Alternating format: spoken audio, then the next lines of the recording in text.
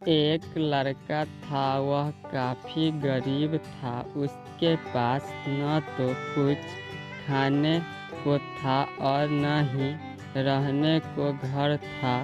वह अपने दोस्त के घर रहा करता था।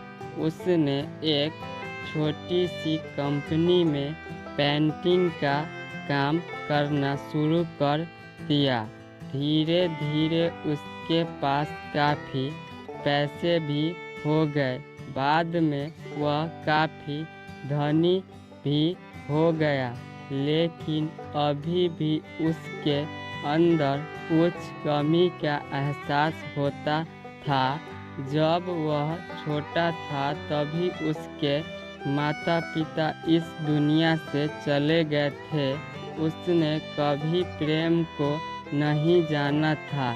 एक दिन जब वह अपने किसी काम से बाहर गया था तो उसे एक लड़की दिखी जो कि काफ़ी अच्छी और खूबसूरत थी।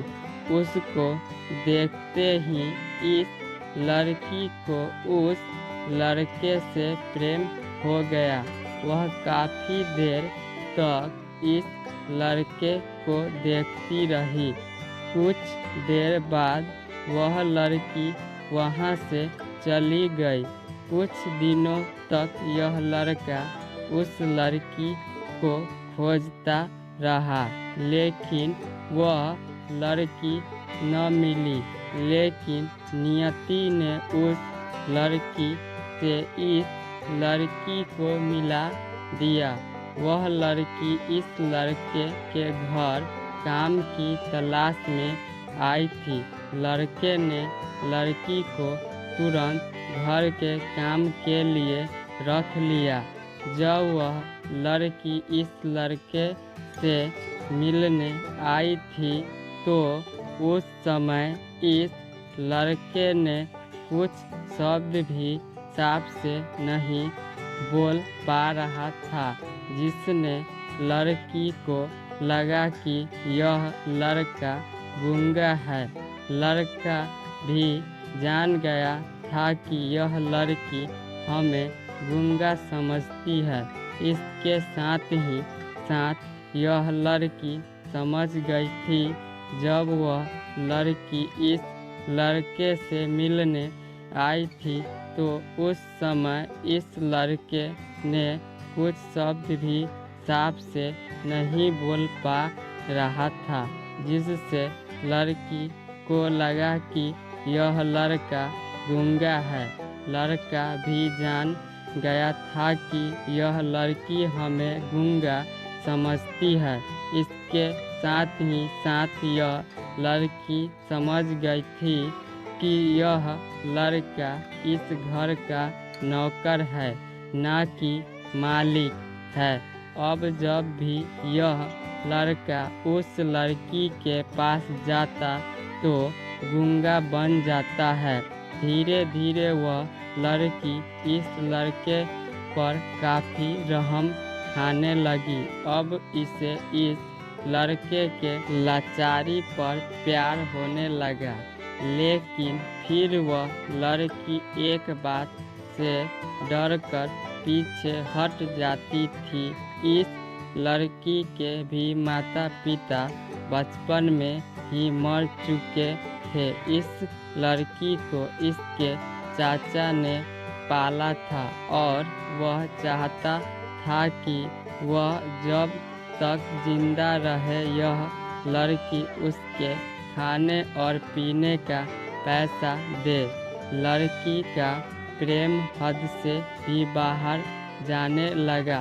लड़के के एक खांसी पर भी वह लड़की दौड़े उस लड़के के पास पहुंच जाती थी। अब लड़का भी समझ गया कि इस लड़की को मुझसे प्रेम हो गया है। लड़का भी बहुत ज़्यादा उस लड़की से प्रेम करता था। एक दिन सुबह ही उस लड़की को पता चला कि वह लड़का हॉस्पिटल में भर्ती है। वह दौड़ते हुए जब हॉस्पिटल में पहुंची तो उसने देखा कि लड़का बेड पर बेहोश पड़ा है। उसके आसपास काफ़ी मशीन लगी हुई थी। जब लड़की डॉक्टर के पास पहुंची तो वह डॉक्टर एक दिन सुबह ही उस लड़की को पता चला कि वह लड़का हॉस्पिटल में भर्ती है। वह दौड़ते हुए जब हॉस्पिटल में पहुंची तो उसने देखा कि लड़का बेड पर बेहोश पड़ा है। उसके आसपास काफ़ी मशीन लगी हुई थी। जब लड़की डॉक्टर के पास पहुंची तो वहां पर डॉक्टर ने उसे बताया कि लड़का अब बोल नहीं सकता है। उसने अपनी जीभ को काटने की कोशिश की है। इसके साथ ही उस डॉक्टर ने उस लड़की को एक पत्र दिया। उस पत्र में लिखा था, मैं एक काफ़ी धनी लड़का हूँ।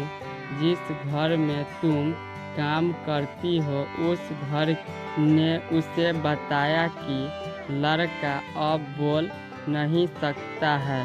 उसने अपनी जीभ को काटने की कोशिश की है। इसके साथ ही उस डॉक्टर ने उस लड़की को एक पत्र दिया। उस पत्र में लिखा था, मैं एक काफ़ी धनी लड़का हूँ।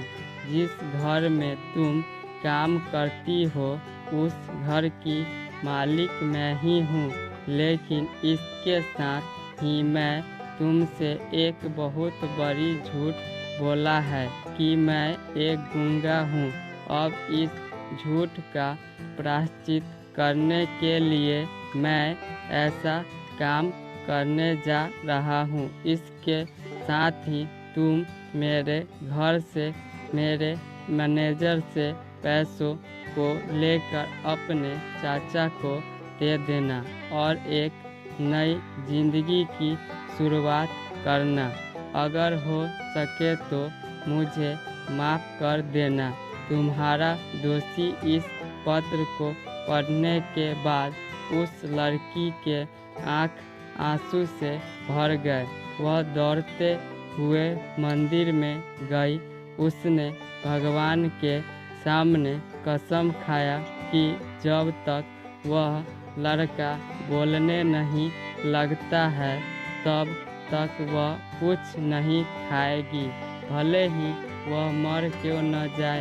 इधर डॉक्टर भी उस लड़के की इलाज कर रहे थे। ईश्वर ने दोनों के मन की बात कबूल कर लिया और अब लड़का बोलने लगा, लेकिन वह अपनी याददाश्त को खो गया। अब इसके बाद लड़की ने उसके याददाश्त के लिए काफ़ी कुछ किया, लेकिन याददाश्त न आ सका। अगर प्रेम की नींव को झूठ पर रखा जाए तो वह गिर ही जाती